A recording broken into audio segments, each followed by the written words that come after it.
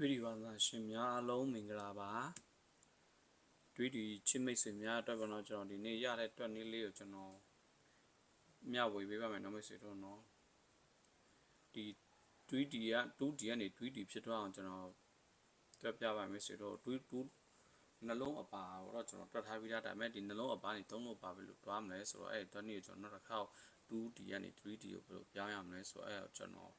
တွက်နည်းအဟောင်းတော့ဖောက်ရတဲ့ကျွန်တော်တက်လိုက်ရှာရင်မှအဲ့သူဘယ်လိုဝင်လာလဲတွက်နည်းလေးပေါ့နော်တွေးတဲ့တွက်နည်းလေးကိုမိတ်ဆွေတို့မြောက်ပေးမယ်သူကထပ်တီလို့နီးတဲ့ထပ်လာမယ်ဆိုရင်ပေါက်ကိန်းရှိတယ်ပေါ့အမျိုးပေါ့မိတ်ဆွေတို့ဒါကျွန်တော်ဒီထောက်ထားတဲ့ဒီပေါ့နော်ဒီက3လုံးပေါ့နော်ဒီ865ရယ်356ရယ်646ရယ်အဲ့ဟာကိုကျွန်တော်တို့နှလုံးပပိုင်ကဏ္ဍလေးရင်ရှာရင်မှဒီနောက်ထပ်သူ့ရဲ့အတွဲကိုလိုက်ရှာမယ်မိတ်ဆွေတို့နော်ဒါဆိုရင်ကျွန်တော်တို့ဒီ6ရယ်9ရယ်အဲ့ဒီတက်သွားပေါ့နော်အမှန်ချစ်လိုမျိုးပေါ့နော်အဲ့ဟာကိုကျွန်တော်တို့ပေါင်းလိုက်တာမိတ်ဆွေတို့နော်သူအားလုံးပေါင်းမယ်ဆိုရင်သူက16ရမယ်မိတ်ဆွေတို့16ဆိုတော့ကျွန်တော်16ဆိုရင်ကျွန်တော်6ပေါ့နော်ဒီ6ယူလိုက်မယ်16ဆိုတော့6အဲ့လိုယူလိုက်မယ်ဆိုတော့ပြီးရင်6ရဲ့ပါဝါပေါ့နော်6ရဲ့ပါဝါတက်အဲ့လိုယူလိုက်မယ်6ပါဝါတက်1ရဲ့နှစ်ခတ်တွေ8လို့အဲ့လိုကျွန်တော်ယူလိုက်တာတွက်နည်းရတော့နော်မယ်ဆိုတော့နော်ပြီးရင်ပေါင်းချင်း6ပြီး6ရဲ့ဒီ6ရဲ့နှစ်ခတ်ပေါ့နော်အဲ့လိုပေါ့နော်6ရဲ့နှစ်ခတ်နော်6ရဲ့နှစ်ခတ်ဒီ9အဲ့လိုနော်6ရဲ့နှစ်ခတ်9ဆိုတော့9ပါဝါဒီလေးနော်4နှစ်ခတ်ဒီနဲ့အဲ့လိုယူတာမယ်ဆိုတော့တွက်နည်းရပါနော်ကျွန်တော်တို့ယူရမယ့်ကဏ္ဍဘယ်လိုယူရမလဲဆိုတော့သူကဒီကျွန်တော်တို့ဒီကနက်ခတ်ပေါ့နက်ခတ်ကဏ္ဍပေါ့နော်ဒီမှာဒီနှလုံးနက်ခတ်ဒါက1နက်ခတ်8ဆိုတော့တစ်လုံးယူလိုက်လို့ပဲ4နက်ခတ်2ဆိုလိုက်လို့ယူလိုက်တာပဲမျိုးဆိုဒီလေးလုံးကိုကျွန်တော်တို့ကတွဲလိုက်တာမျိုးဆိုတွဲမှဒီသူ့ရဲ့အတွဲလိုက်ရှာလိုက်လို့နော်ဥပမာဒီ69ပေါ့နော်ပထမဆုံးလည်း69လို့ကျွန်တော်ရေးလိုက်မျိုးဆို69အတွဲတူနှလုံးကတော့69နော်69 68ပင်6နဲ့ပေါ့မျိုးဆိုနော်အဲ့လို6နဲ့ပြီးပြီဆိုရင်ကျွန်တော်6ပိုင်းမြေ9ပေါ့နော်ဒါဆိုရင်98 9နဲ့ပေါ့ဒါဆိုကျွန်တော်တို့ရတဲ့အတွေ့ဒီ5လုံးကိုရှင်းရမယ်ဆိုနော်အဲ့ဒီ5လုံးကိုကျွန်တော်3လုံးဖြစ်တဲ့အတွေ့ဒီကနေကျွန်တော်အတွက်ရှာတဲ့နေ့မိတ်ဆွေတို့ပြောပြမယ်နော်ဒီကျွန်တော်ဒီလိုရေးလိုက်တာဒီ3နော်3ရယ်4ရယ်ကျွန်တော်တို့ပေါင်းလိုက်တာမိတ်ဆွေတို့နော်ပေါင်းချင်းဒီခွန်ရမယ်မိတ်ဆွေအတွက်ပေါင်းချင်းခွန်ပြီးရင်ဒီလိုပေါ့သူ6ရယ်4ရယ်ကျွန်တော်တို့လုံးပေါင်းချင်းဒီလဲသူရဲ့ပေါင်းချင်း30ဆိုရင်တုံညာပေါ့နော်တုံညာရဲ့အခက်ဒီခွန်ပါမယ်ဆိုနော်ဒါဆိုကျွန်တော်ရကနဒီရလက်ခွန်များခွန်ပြီးတော့ဒီမှာတုံညာပါမယ်ဆိုအဲ့ရဒီ3လုံးတွဲဒီ3လုံးနဲ့လက်ထည့်ရမယ်ဆိုဒါခွန်နှလုံးဆိုတော့ကျွန်တော်3ဝက်ရွယ်ဆိုရင်တုံညာခွန်နဲ့တွဲရမှာပါမယ်ဆိုလို့နော်တုံညာခွန်နဲ့တွဲမယ်ဆိုရင်ဒီလိုတွဲကြည့်လိုက်မယ်ဒီတုံညာတွဲမယ်ဆိုရင်တုံညာ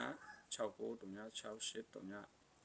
8နဲ့ပေါ့နော်လားပြီးရင်တုံညာ68တုံညာ9နဲ့တုံညာပြီးခွန်နော်ခွန်ဆိုတော့ဒါရင်ထပ်ရေးလိုက်အောင်နော်ဒီ69နော်69အတွဲ68အတွဲ8နဲ့အတွဲပြီးတော့ဗာလဲ8နဲ့အတွဲပြီးရင်68အတွဲပြီးရင်9နဲ့အတွဲပေါ့အဲ့လိုပေါ့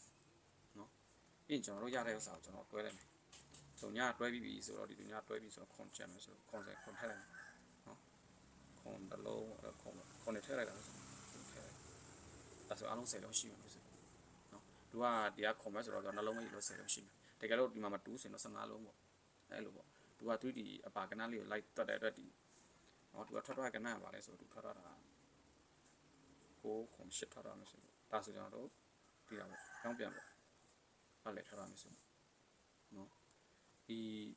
လိုပုံစံမဲ့ပေါ့နော်ဒီထွက်ထားတဲ့9ခွန်8ရဲ့ဒီကနှလုံးရဲ့ဒီလိုပုံစံချလိုက်မယ်ပြီးရင်ဒီ9ခွန်8ဒီ646နဲ့ဒီပုံစံချလိုက်မယ်အဲ့လိုပဲတွက်မယ်ဆိုတော့ကဲကျွန်တော်ဒီမှာပဲပြန်ပူးယူလိုက်မယ်ဒီ356နဲ့646နဲ့9ခွန်8နဲ့ပေါ့နော်တွက်မယ်ဆိုတော့ဒါဆိုကျွန်တော်ရေးချလိုက်မယ်ဒီထွက်ထားဒီ356ဖတ်တာ9ခွန်8လောက်မယ်ဆိုဟုတ်ပါရှင်ပတ်ရှင်တော့ဒါဆိုကျွန်တော်ဒီဝါသနာရှင်တို့တွေ့တဲ့အတိုင်းပဲတော့ဒီ ခုနကအမှန်ချစ်လို့မျိုးတွားမယ်6 4 6အမှန်ချစ်လို့မျိုးတွားမယ်မရှိနော်အမှန်ချစ်လို့မျိုးတွားမယ်အဲ့ဒါပေါင်းချင်းဒီဘယ်လောက်ရမလဲဆိုတော့19ပေါ့နော်19ဆိုရင်9ရေးလိုက်မယ်9ပါပါဒီ4နဲ့ခက်ဒီနဲ့ယူလိုက်တယ်မရှိတော့ပြီးရင်9နဲ့ခက်ဒီ6 9နဲ့ခက်6 9နဲ့ခက်6ဆိုတော့6ရဲ့ပါပါဒီ1နဲ့ခက်ဒီ8ခဏမရှိတော့နော်1နဲ့ခက်ဒီ8ဟုတ်ပါဒါဆိုကျွန်တော်တို့ဒီရတဲ့ဗန်နီကိုနှလုံးအပါကနဖြစ်အောင်တွဲရမယ်ဆိုတော့ဒါဆိုကျွန်တော်တို့ဒီနက်ခတ်ပေါ့နော်6ဒီမှာလည်းနက်ခတ်ပဲနော်နက်ခတ်တွေပဲနဲ့8ပေါ့အဲ့နက်ခတ်ကနန်းကိုကျွန်တော်ဆွဲယူလိုက်မယ်ဆိုဆွဲယူမှတွဲလုပ်လိုက်မယ်ဒါဆိုရင်တော့6ရမယ်နော်ဒီမှာရေးလိုက်မယ်6 9နဲ့8ပေါ့မရှိတော့လားပြီးရင်6နဲ့8ပေါ့မရှိအဲ့လိုပေါ့ပြီးရင်ကျွန်တော်တို့ရပြီဆိုရင်ကျွန်တော်တို့ဟိုထည့်ယူလိုက်မယ်ရလာတဲ့စာကိုကျွန်တော်တို့ဒီထောက်ထားဒီနှလုံးနဲ့ပြန်ယူလိုက်မယ်ဆိုရင်တော့6 4 6နဲ့ပြန်ယူလိုက်မယ်နော်6 4 6 9 8ပေါ့မရှိတော့လား6 4 6 9 8ပေါ့အဲ့ဟာကျွန်တော်ဘယ်လိုလုပ်မလဲဆိုတော့ဒီ6ရယ်9ရယ်ကျွန်တော်တို့ပေါင်းလိုက်မယ်ဆိုတော့နော်ပေါင်းလိုက်နော်ပေါင်းလိုက်ဆိုတော့73 3လို့ယူထားလိုက်မယ်ပြီးရင်ဒီ9ရယ်9ရယ်ကိုကျွန်တော်တို့ပြန်ပေါင်းလိုက်မယ်နော်ဒီ9 9ဒီနှလုံးပေါ့နော်ဒီနှလုံးပေါင်းလိုက်တော့ဘယ်လောက်ရ16ဆိုတော့6နဲ့ခတ်ဒီ9အဲ့လိုပြန်ယူလိုက်မယ်ဆိုဒါဆိုဒီမှာသူက3လုံးရှိမယ်ဆိုတော့နော်3လုံးရှိမယ်3 6 9ပေါ့ဒါလည်းလာတွဲရမယ်ဆိုတော့ဒါဆိုရင်သူက15လုံးရမယ်ဆိုတော့နော်15လုံးရမယ်ဒါဆိုတော့တွဲလိုက်မယ်နော်ဒီ3နဲ့3ကိုရေးလိုက်မယ်3တွဲလိုက်မယ်3ထည့်လိုက်မယ်3ဒါ5လုံးရပြီနော်နောက်ထပ်9ချလိုက်မယ်ဒီမှာ9 6ဒီမှာပဲရေးသွားလိုက်မယ်နော်9 6 9နဲ့9 8 6နဲ့6 8အဲ့ဟာကိုကျွန်တော်တို့ဒီတစ်လုံးနဲ့ပြန်တွဲလိုက်မယ်နော်ဒီ6နဲ့ပြန်တွဲလိုက်6လို့ရေးချလိုက်မယ်နောက်မယ်ဆိုတော့နော်ပြီးလို့ရှိရင်ကျွန်တော်တို့ဒီ9ချန်လေးတယ်9ချလိုက်အောင်မယ်9 6 9နဲ့9 8 6နဲ့6 8ပေါ့နော်ပြီးရင်ကျွန်တော်တို့ဒီ9တက်တွဲလိုက်မယ်9ရေးချလိုက်မယ်ဒါဆိုကျွန်တော်ရကဏ္ဍဒီအားလုံးဘယ်နှလုံး15လုံးပဲဆိုတော့နော်15လုံးသူကထွက်လာကဏ္ဍပါလဲဆိုတော့သူကထွက်လာတဲ့ကဏ္ဍသူက6 9 6ထွက်သွားမယ်ဆိုတော့ကဏ္ဍ6 9 6ထွက်သွားတာဒါဆိုကျွန်တော်တွဲရှိလားတွဲဒီမှာပေါ့6 9 6ဆိုကဏ္ဍပေါ့အဲဒီက3လုံးအပါကဏ္ဍလေးပါမယ်ဆိုတော့နော်ဒီ20ဝင်တဲ့အတွက်ကျွန်တော်မိတ်ဆွေတို့ကျွန်တော်များဝင်ပေးတာနော်မိတ်ဆွေတို့နော်ကဲတော့ကြည့်အောင်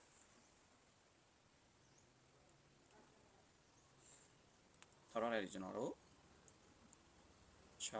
4 6ပြီးတော့ဗာလဲ9 8 6 6ပေါ့ဟုတ်လားမရှိတော့ဒါဆိုကျွန်တော်တို့ရတဲ့ကဏ္ဍကိုကျွန်တော်တို့ဘယ်လိုလုပ်မလဲဆိုတော့အမှန်ချစ်လို့ပြန်သွားမယ်ဒီ6ရယ်9ရယ်6ရယ်ကိုကျွန်တော်တို့ပေါင်းလိုက်တာနှလုံးတွဲရဖို့ပေါင်းမယ်ဆိုရင်ဘယ်လောက်ရမလဲဆိုတော့73ဆိုတော့6ဆို19ပေါ့နော်19ဆိုတော့ကျွန်တော်ယူရမယ်9ပါပါဒီ4နဲ့ခတ်ဒီနဲ့ယူလိုက်ရမယ်ဆိုနော်4နဲ့ခတ်နဲ့ယူလိုက်တယ်ပြီးရင်ကျွန်တော်တို့9နဲ့ခတ်ဒီ6ပါပါဒီ1နဲ့ခတ်ဒီ8ဆိုပြီးကျွန်တော်ရလာနော်ဒါဆိုကျွန်တော်တို့ဒီဒါနဲ့ခတ်ပါနော်ဒီမှာလည်းနဲ့ခတ်ရှိတယ်ဒီမှာလည်းနဲ့ခတ်ရှိမယ်ဒါဆိုကျွန်တော်တို့ယူရမယ့်ကဏ္ဍဒီပေါင်းထည့်ရမယ့်ကဏ္ဍကိုယူလိုက်မယ်ဆိုရင်ဒီမှာ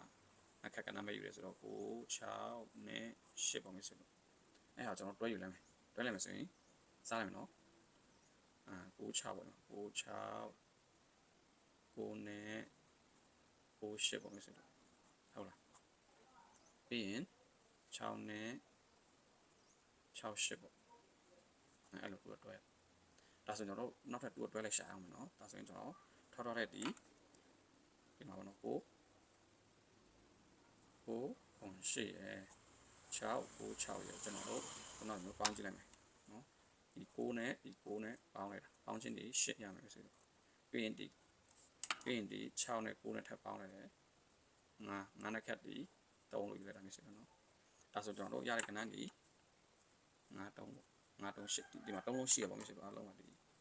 ကနဒီ8ရယ်9ရယ်3ရယ်ကျွန်တော်တို့နဲ့တွဲရမယ်ဆိုတော့ဒါကြောင့်အလုံး15လုံးရှိမှာပေါ့ဒါရှင်းနေစတွဲရမယ်ဆိုရင်896 sorry 896 896နဲ့898ပြီးရင်86နဲ့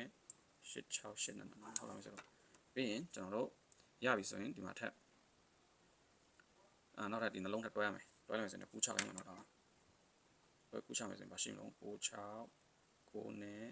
98 6နဲ့68ပေါ့နော်နှစ်တွဲလိုက်မယ်96 9နဲ့98 6နဲ့68ဒါဆိုသူတွဲရမယ်ကနဒီ9နဲ့စတော့ရအောင်9ဒီချလိုက်မယ်9 oh sorry ဒါဆို3ပေါ့3ဆိုဒါပြီးသွားပြီဆိုတော့ဒါဆိုသူကအတွဲရ15လုံးရှိမယ်သူကထောက်ကနပါထောက်လဲဆိုတော့သူကထောက်တာထောက်လာမယ်ဆိုထောက်တာ898ထောက်တာမယ်ဆိုတော့နော်ထောက်တာဒီ898ထောက်တာသူကတွဲရပါမှာလဲဆိုဒီမှာပဲမရှိတော့နော်898အမေဆိုဒီ20တိုင်းပြန်လာမယ်ဆိုရင်တော့မိတ်ဆွေတို့ကျွန်တော်ပေါက်လိုက်ကိန်းရှိရပါတော့ဒီ20နဲ့လာမယ်ဆိုရင်နော်လာပါစီလို့လည်းကျွန်တော်ဆူတောင်းနေမယ်ဆိုတော့ဒီ20နော်ကဲကျွန်တော်တို့တွားကြည့်အောင်နော်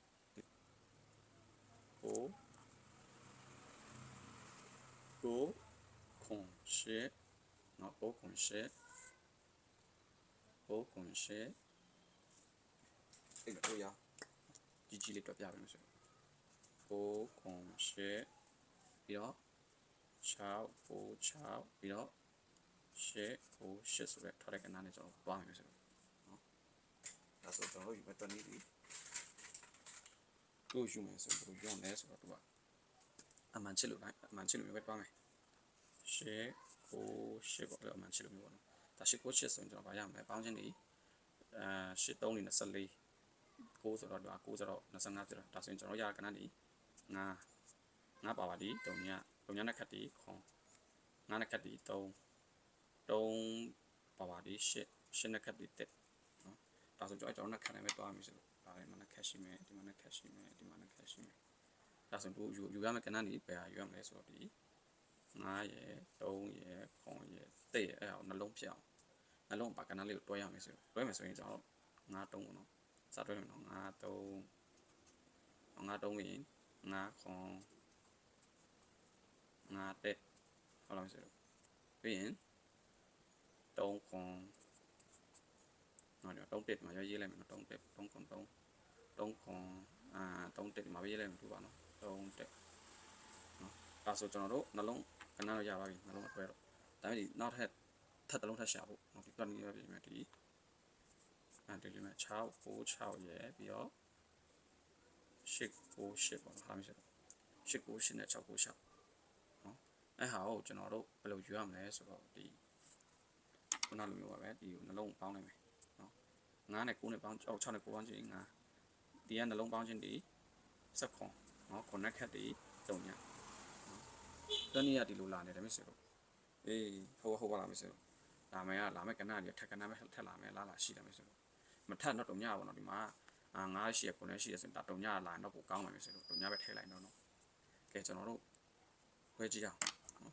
ဒီ9နေစတွဲလိုက်မယ်ဆိုတော့9 3ခွန်9တက်9 3ခွန်9 3တက်ဆိုရမယ်ဆိုတော့နော်ဒီလိုပေါ့9 3တက်ပေါ့အဲ့ဆိုရင်ကျွန်တော်တို့ပြန်ကူးချရအောင်မယ်နော်တော့ကကူးလိုက်မယ်9 3ခွန်9တက်3ခွန်3တက်ပေါ့နော်အဲ့လိုကူးလိုက်မယ်နော်9 3ခွန်9တက်3ခွန်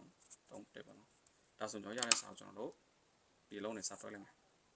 ခွန်9 3ခွန်9ခွန်9တက်ခွန်3ခွန်3တက်ခွန်တွားပြီးတော့3ည5 3 3ည5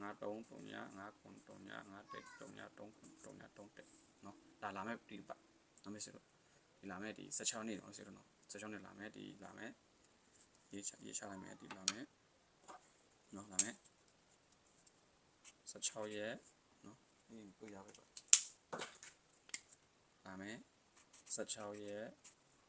17လ2025နော်မေးစတော့ဒါတော့ကြိုက်မှာပေါ့နော်ဒါတော့ကျွန်တော်တွေ့တလောက်မြင်တလောက်တော့မြောက်ဝေးပါတယ်မေးစတော့တလောက်ပါပဲနော်